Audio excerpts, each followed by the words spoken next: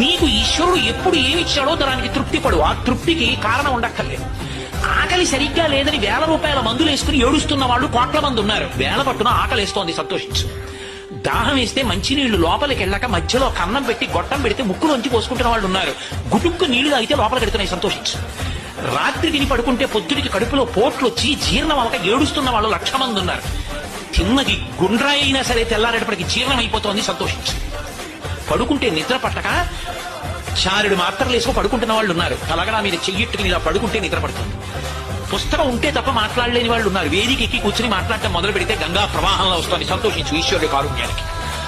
కొంతమంది కూర్చోలేని వాళ్ళు ఉన్నారు, కూర్చుంటున్నావు. నడవలేని వాళ్ళు ఉన్నారు, నడుస్తున్నావు. చూడలేని వాళ్ళు ఉన్నారు, చూస్తున్నావు. వినలేని వాళ్ళు ఉన్నారు, వింటున్నావు. ఈశ్వరుడు నీకు ఇచ్చిన దానికి ప్రతి క్షణం తృప్తితో ఓలలాడిపోవాలి. ఎన్ని మాటలు కృతజ్ఞత చెప్తావు. అది మానేసి ఎప్పుడు ఏదో పోయిందాన్ని తలుచుకుని ఏడవడం కాదు, వచ్చేదాన్ని ఊహించుకుని అలా జరిగితే బాగుండని